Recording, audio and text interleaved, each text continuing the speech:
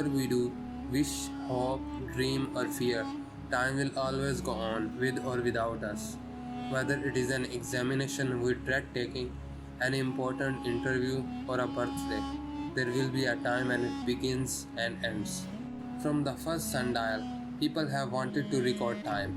Now we can have silent, digital timepieces as well as the tick-tock of modern clocks. Their ancestors were the drip drop of the clepsydra and of water clocks. The clepsydra, a simple vase marked with divisions that measured water flowing out of a small spout near the base, was used in Egypt before 1500 BCE.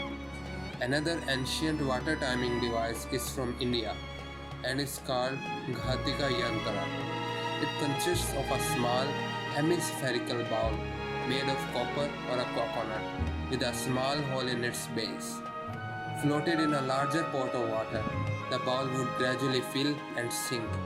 When it reached the bottom, an audible thud alerted the timekeeper who would raise it up to start the process again. This became very popular in Buddhist and Hindu temples and later was very widely used in Indian Muslim mosques.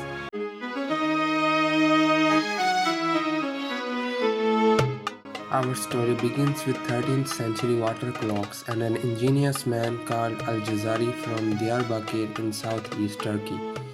He was a pious Muslim and a highly skilled engineer who gave birth to the concept of automatic machines. By 1206, Al-Jazari had made numerous clocks of all shapes and sizes while he was working for the Urtuk kings of Diyarbakir. The then king Nasir-ad-Din, son of great Saladin, said to him, "You have made peerless devices. I wish you to compose for me a book which assembles what you have created separately and brings together a selection of individual items and pictures." The outcome of this royal urging was an outstanding book on engineering called The Book of Knowledge of Ingenious Mechanical Devices. This book became an invaluable resource for people of different engineering backgrounds, as it described 50 mechanical devices in 6 categories, including water clocks. Just as we need time today to structure our lives, so did Muslims over 700 years ago. Muslims who needed to know when to pray at the right times each day. Mosques had to know the time so they could announce the call to prayer. Important annual events like when to fast in Ramadan, celebrate Eid, or go on pilgrimage to Mecca also had to be anticipated.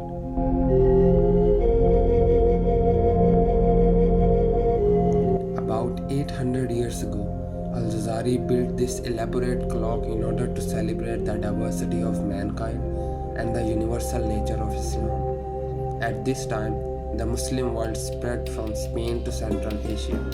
Al-Jazari used Greek water principles combined with an Indian water timing device, Ghati, an Indian elephant, an Egyptian phoenix, Arabian figures, a Persian carpet, and Chinese dragons. The figure on the top of the castle is thought to be Saladin, included as a sign of respect to the great leader.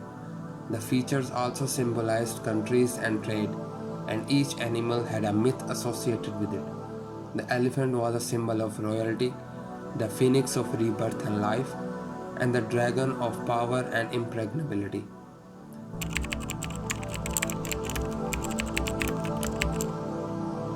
Phoenix spins at every half hour, accompanied by the song of the phoenix.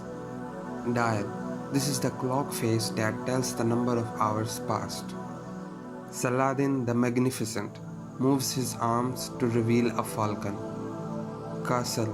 This houses 30 balls that trigger the sequence of events. Falcon. A ball released in the castle travels into the back of the falcon's head and out of its beak. Chinese dragon catches the ball from the falcon and descends towards the Indian elephant. Scribe. Acting as the minute hand, the scribe rotates during every half an hour before resetting to its initial position. Mahout moves his arms when the ball falls from the dragon into the vase. This last movement signifies the end of the sequence of events. Timing mechanism. Situated inside the elephant, The perforated bowl governs the timing and workings of the clock.